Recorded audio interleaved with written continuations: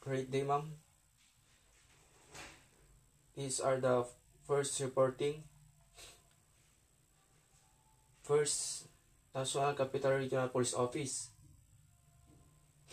Command Group. The Deputy Regional Director for Administration and the Deputy Regional Director for Operations.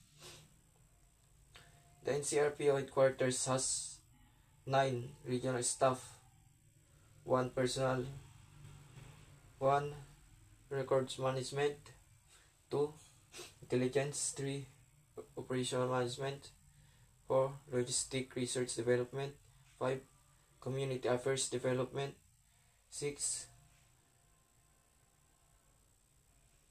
controllership, 7 investigation detective management, 8 learning and doctrine development, 9 plans and strategy management. And these are the NCRPO shall also maintain Regional Quarter Support Unit, PNP Presidential Security Force Unit. These units help to secure the Malacanang Palace and other areas of the police and other areas of the President within the Metro Manila. NCRPO Regional Mobile Force Battalion.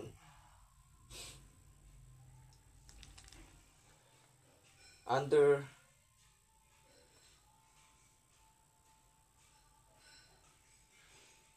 lead control of the Regional Director and shall be headed by a police colonel.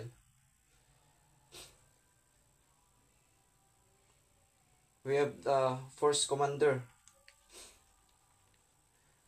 Force Commander, sample of Force Commander is ito yung mga ginagawa ng mga police is crowd control. Example, pag may mga rally sa mga EDSA, is sila yung mga nagko-control sa mga crowd or nag-maintain ng mga law enforcement at to patrol and search and rescue during disaster and emergencies. These are the sample of Force Commander.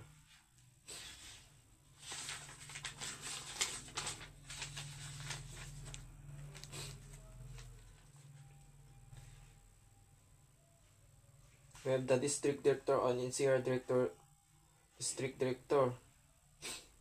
The 5 NCR Police District shall be District Director with the rank of Police Brigadier General and assisted by a Deputy District Director for Administration. For operations, must have 2 police colonel.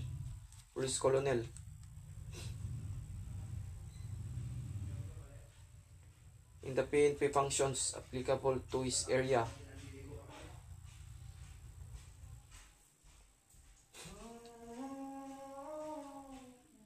And all the district must support of the PNP functions including supervisions and assigned treat. These are the NCR Police District, Manila Police, Quezon City, Northern, Eastern, Southern, District Police, District Mobile Force Battalion. We have the District Mobile Force Battalion, formerly named as District Public Safety Battalion. It refers to battalion-sized mobile action unit. In each police district, it supports security operations and public safety operations. law enforcement operations, and territorial police unit, and public safety operations, law enforcement operations, and territorial police unit.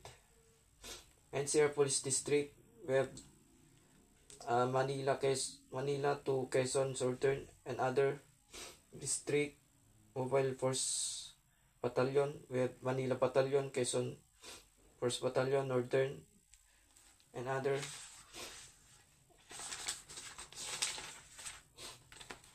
And next, Police Provincial Office or City Police Office, the head.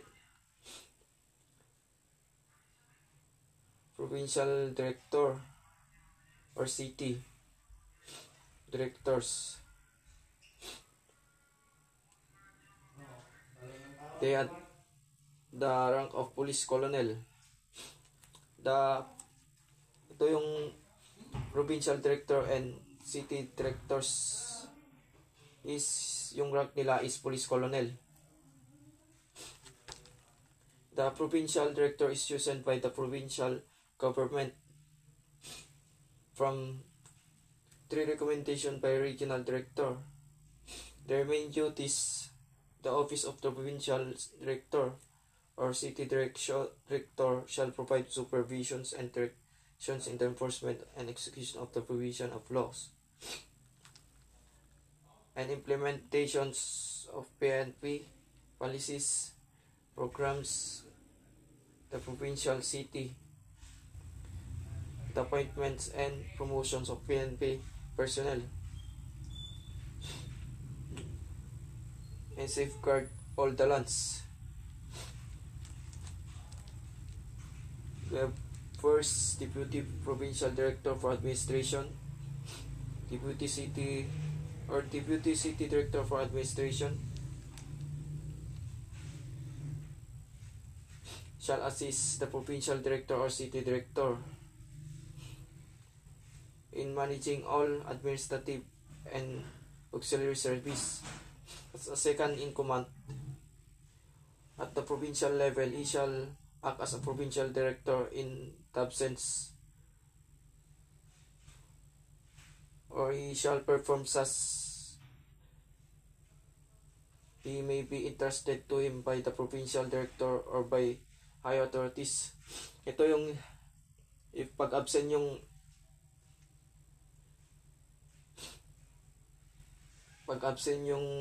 Provincial Director, if as a second in command, ito yung mga ginagawa niya is to siya yung nagpe-perform sa mga trabaho niya, other functions as interested na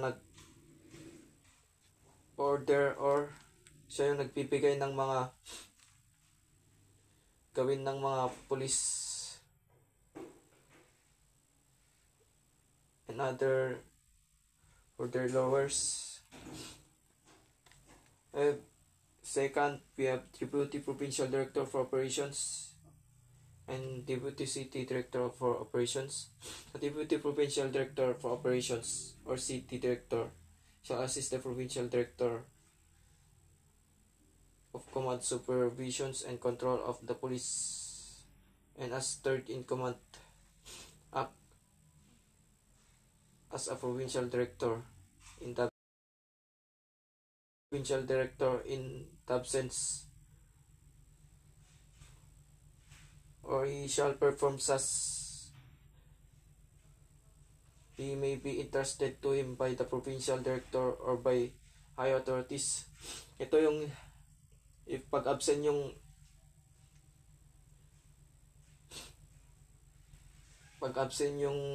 Provincial Director, if as a second in command, ito yung mga ginagawa niya is to siya yung nagpe-perform sa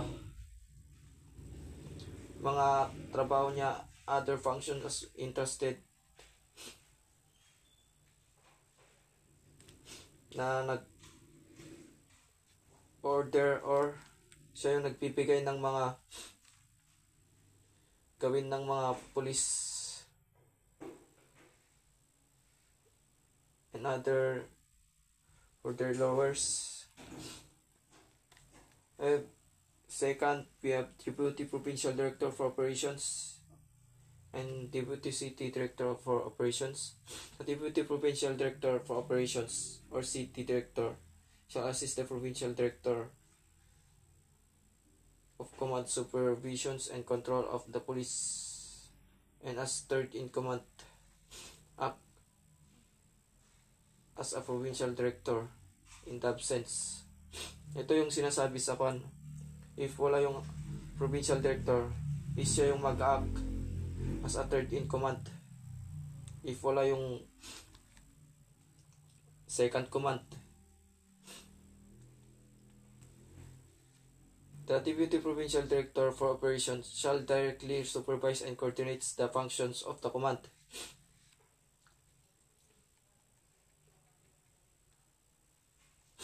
At ito yung mga ginagawa is i-supervise, nagsusupervise, and to siya din na yung nagko-coordinate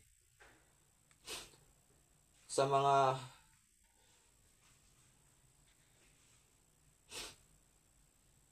functions or sa mga provincial director or by the higher authorities. Siya na yung mga may authority mataas if absence of the provincial director or the second command. We have the last provincial or city police office different branches. The provincial city and city police office are strengthened to effectively perform in functions in accordance with the NAPOLCOM resolution numbers. We have the number 93-023 and 96-058. Ito yung NAPOLCOM na resolutions numbers na pinaperform nila in accordance effectively to perform their functions and responsibilities para effective na magawa nila yung mga responsibility na as a police officer. Ito yung pagkakaintindi ko lang na-explain.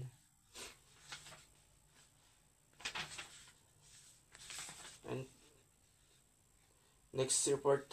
Okay, so dito tayo sa Police Provincial Offices, PPO. Ang Police Provincial Office, PPO ay pinamumunuan ng Provincial Director, Police Colonel, kasama ang dalawang deputy, DPDA at DPDO na Police Lieutenant Colonel. Sa Provincial Director, ang may kontrol at supervision sa lahat ng police ng probinsya kasama ang mga police station. Dito tayo sa city police offices or in other words, CPO. Dito ay pinamumunuan ng city director na may Ranggo Leader.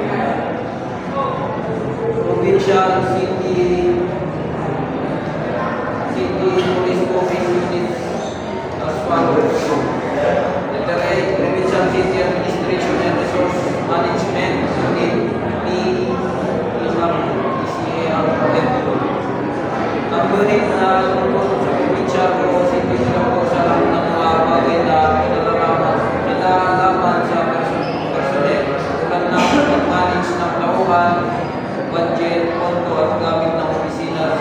Sila ang gumagawa at magpapatupad ng mga patakaran para sa personal administration, nag-organize ng sports and activities para sa mga police, at nag-aasikaso ng mga personnel records.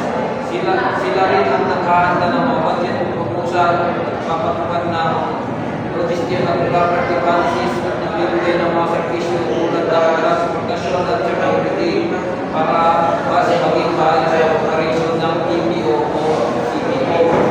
Dito tayo sa next letter B, by Provincial City Intelligence Unit PCIU.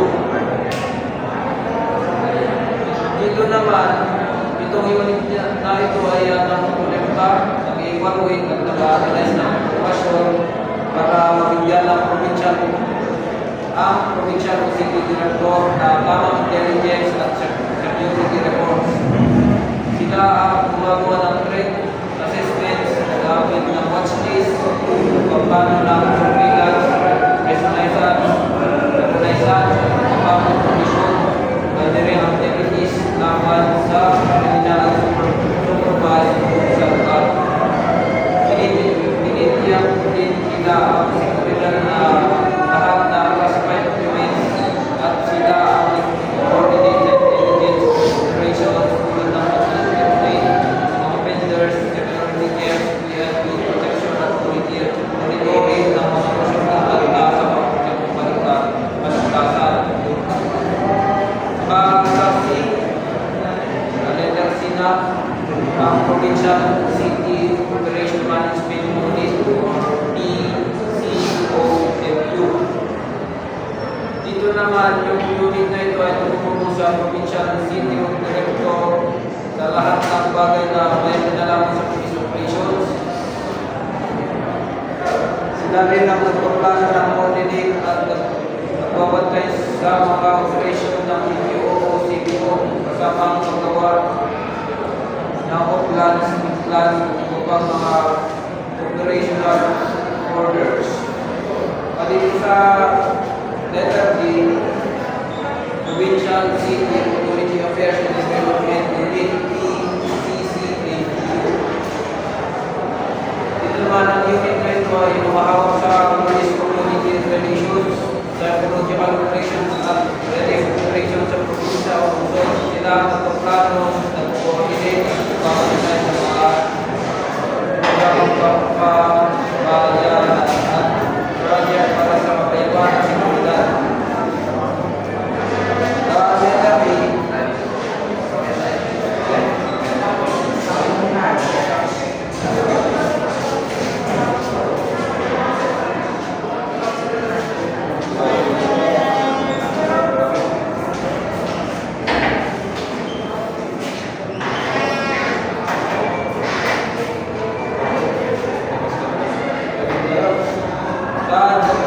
Police Strategy Management Unit or in the PSMU.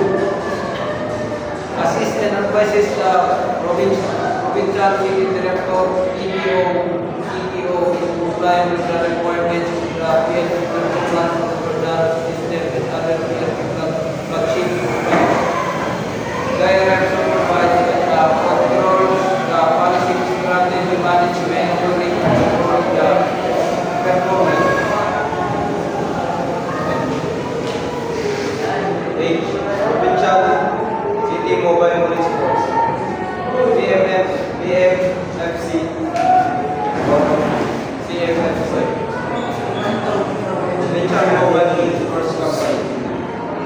Each PPO shall maintain 1 to 2 provincial mobile force company with the provincial and community FC. To conduct internal security operations and enforce the police station within the area of concern. DPO public safety operations, special police operations and law enforcement operations shall be placed under the police supervision and operation under the Provincial Director, PBO. The PMFC shall be headed by a Police Commission Officer with the rank Police Lieutenant Colonel PNP Memorandum Circular number 2017-063 dated October 16, 2017. H. City Mobile Force Company. The City Police Office shall maintain one City Mobile Force Company with official authority CMFC to conduct internal security operations and to reinforce support area police station, public safety operation, special police operation, and law enforcement operation. It shall be placed under the police captain supervision and operational order of the city director. Thus, CPO, the CMFC shall be headed by a police commission officer with the rank who shall be called force commander. The Provincial Mobile Force Company, 1 to 2 Provincial Mobile, and it is headed by the Police Commission Officer with the rank of Police Lieutenant Colonel, and it is controlled by Provincial Director. The City Mobile Police Company, one mobile, and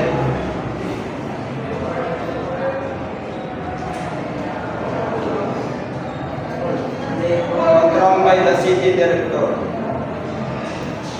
The CMFC is headed by a Police Commission Officer with the rank Police Lieutenant. I, Provincial Mobile Force Platoon, refers to a platoon-sized mobile reaction unit in a province which does not require the composition and full complement of a provincial mobile company for internal security operations and to support territorial police unit, public safety operation, law enforcement operation, and special police operation. It shall be headed by a police commissioner with the police major who shall become force commander.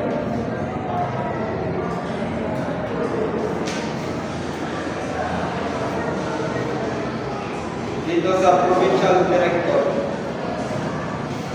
siya yung nagko-control sa Provincial Mobile Force Company. At sa City Director, siya naman sa City Mobile Force Company.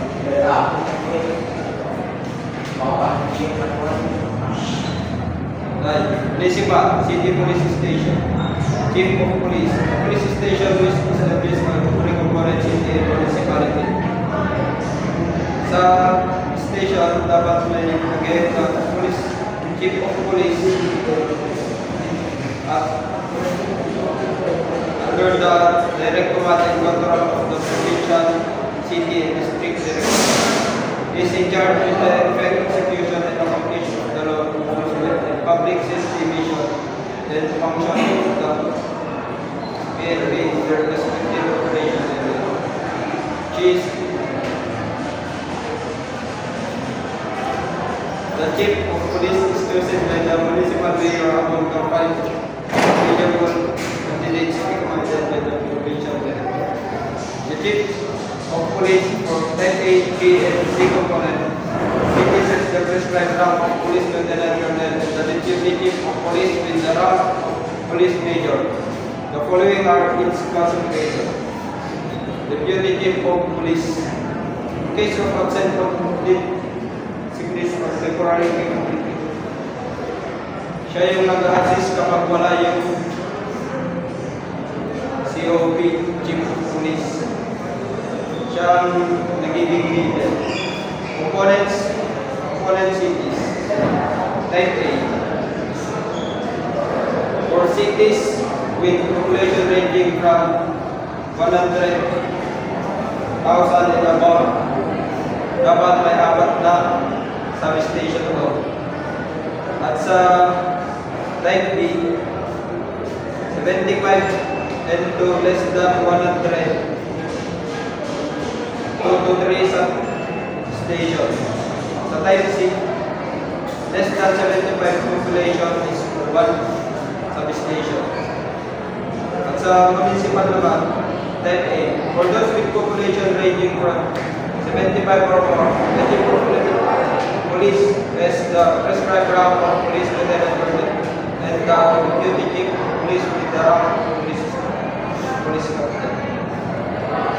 Sila yung nag-supervise dito sa municipal police station. Sa Type B, ranging from 30,000 to less than 75,000 population. The chief of police is the prescribed rank of police major. The deputy chief, dapat ang rank niya ay police lieutenant. At sa Type C, sa less than 30,000 population, ang COP, ang prescribed rank niya ay police captain. Ang deputy chief, prescribed rank niya ay police lieutenant. Then, Community Police Assistance Center, Police Community Precinct, Municipal Police Substation, Police Community. The Municipal Police Substation shall maintain peace, order, and public safety within their respective jurisdiction. The prescribed rank for substation commanders for component city police station. Type A, B, and C is police lieutenant. For municipal police station, Type A is executive master sergeant, which shall contains of 2 principal sections with corresponding functions as follows. Patrol section, preservation of peace and order, supervision of criminal activities, crime prevention, inspectional activities. Investigation section, crime investigation, vice control, control of juvenile delinquency, intelligence. Sa organizational structure at the municipal police station, ang MD ay COP, Chief of Police. At the second rank in municipal police station is Deputy Chief of Police. And the other is, this is the section, administrative section, intelligence section, operation section, logistics section, police community affairs development section, finance section, investigation section.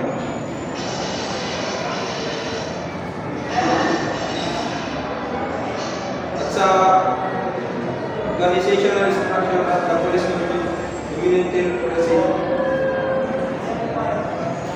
ang substation commander ay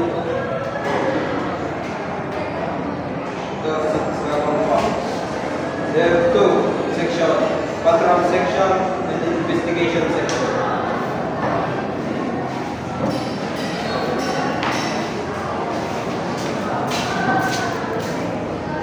Dito na tayo sa chapter 5.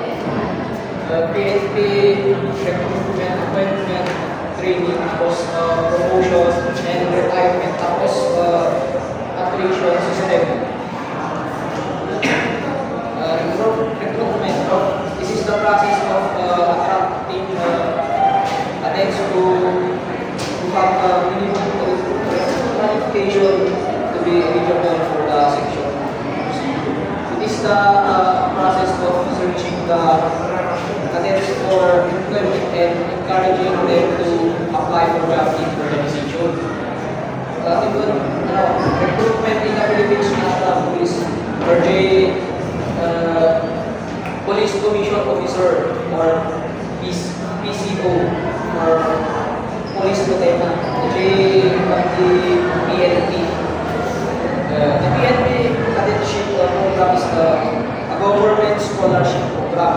PG 4 years term na ito.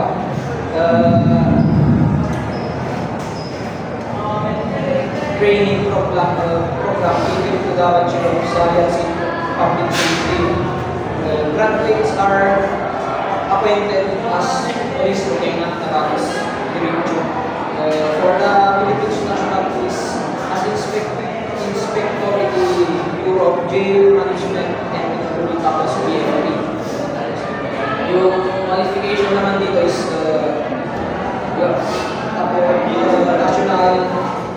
naturally born Filipino citizen, must be 18 to 22 years old, tapos single.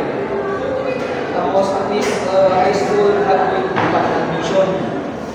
And at least 5 feet and 4 inches the male. Tapos the female naman is 157. Tapos this big weight that correspond to the applicant type. Aji ko sa akin aji kinunod na kay Jacob type ko na ABCG.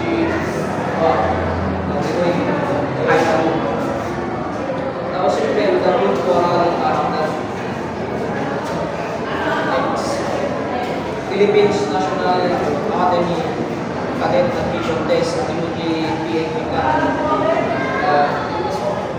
senior high school with highest honor and college are exempted from taking the cadet admission test. The benefit now is to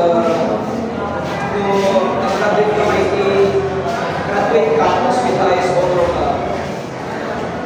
With highest honor ka, tapos nagkagulo lang ka yung sunod natin exempted ka sa kapwa admission test ka.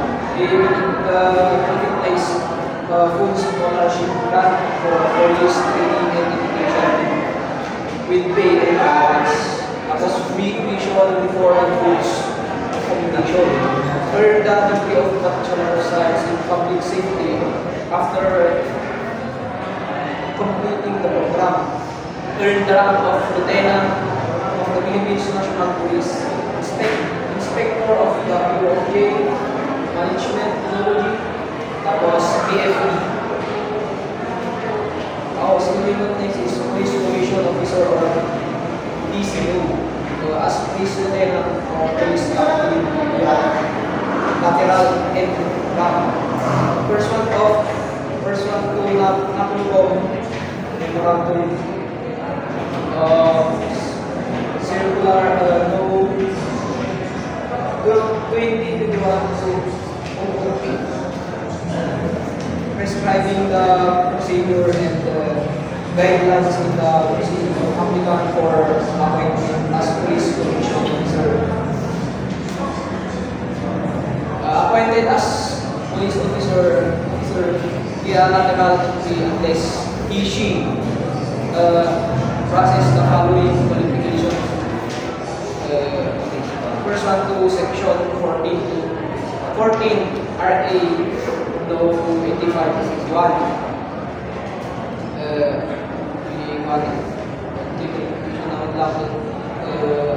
Citizens of Philippines, a person of good moral, and must have passed the psychiatric and psychological drug and physical tests.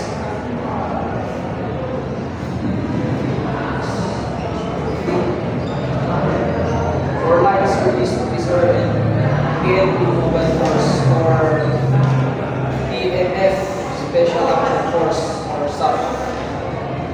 The qualification naman dito is example license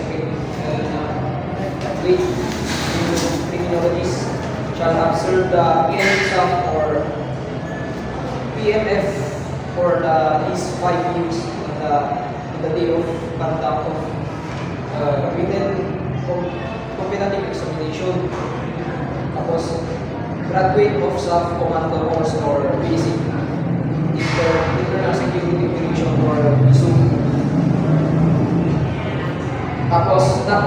30 at the time of appointment. Tapos, must pass the 2 post the physical fitness test. Number 4 naman is for line service officer. Padali lang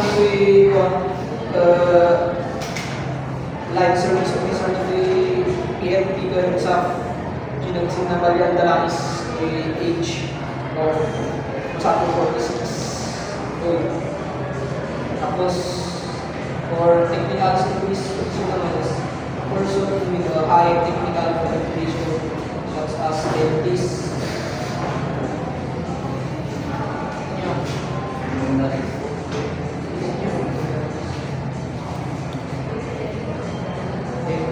nursing engineering, criminologist, forensic science, tapos doctor of medicine. Shall have served the PNP for at least 5 years. Okay. Tapos for civilian applicant naman is for civilian applicant in addition to the enumeration in section 3, she must be at least 1 meter and 5 height lang.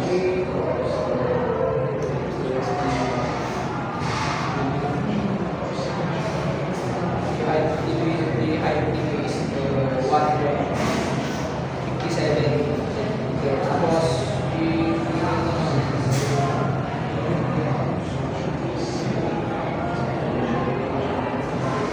same pagkata next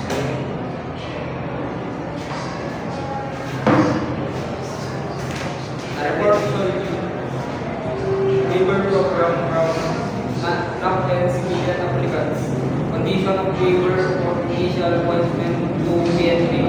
A is A. High waivers granted to the member of indigenous people to classify the grantee applicants in equal footing with regular applicants and should not be considered as an advantage on their part. B. Couple count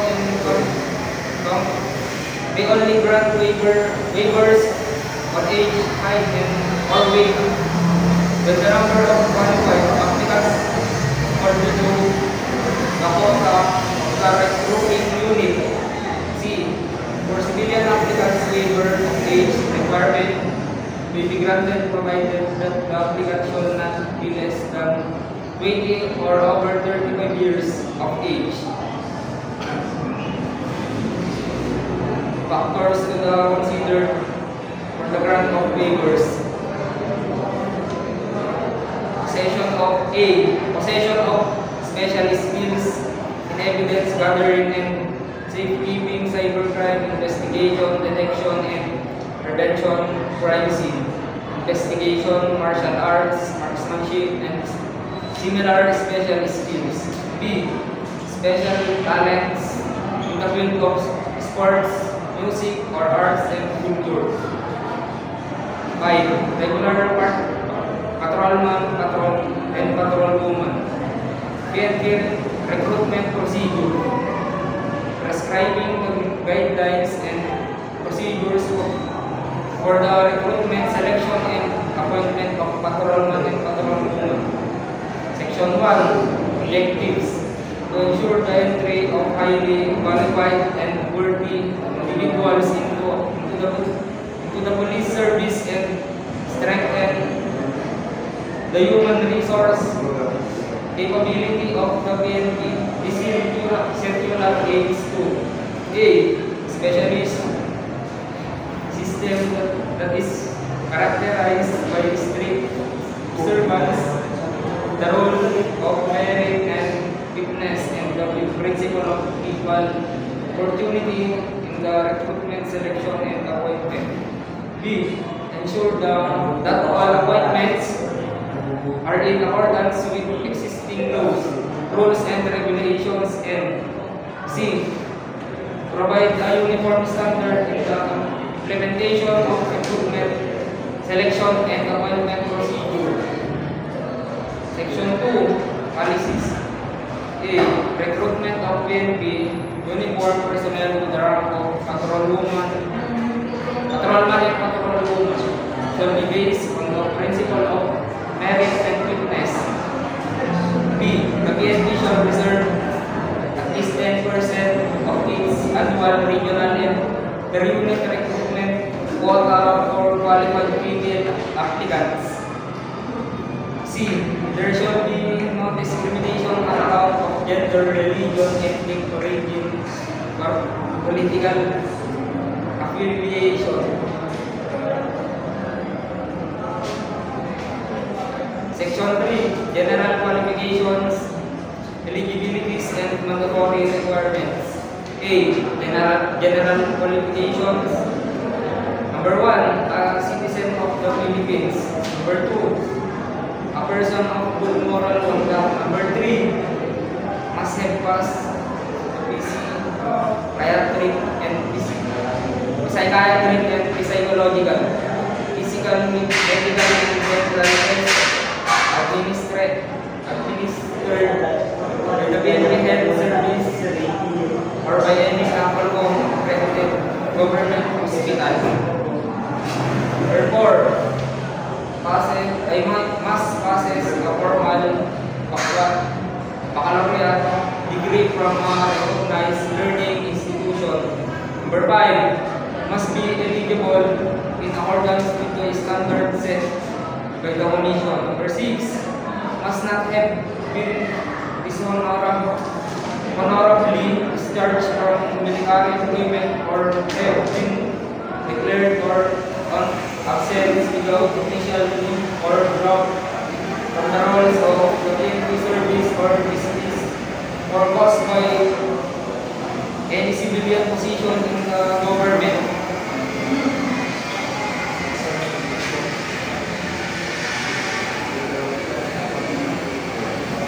How to compute your BMI. Dito naman din sa how to compute your BMI, kailangan mong convert yung weight sa kg, yung height sa centimeter. Paano mo ito susolve? Siyempre, kung isusolve mo ito is yung weight divided by the height. Tapos yung sagot niya ulit is divide mo sa height. Then pag nakuha mo yung kanyang sagot, i-times mo sa 10,000. Tapos dapat yung BMI mo is di makakalampas sa 26.5 or bababa sa 18.5. At dapat din 21 years old to 30 years old of age. Priority in the recruitment.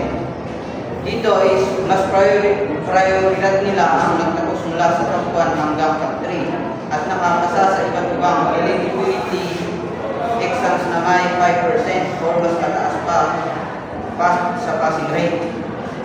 Ang mga sumusunod ay ang kanilang mga kailangang magbasa. Siyempre, NAPOLCOM exam.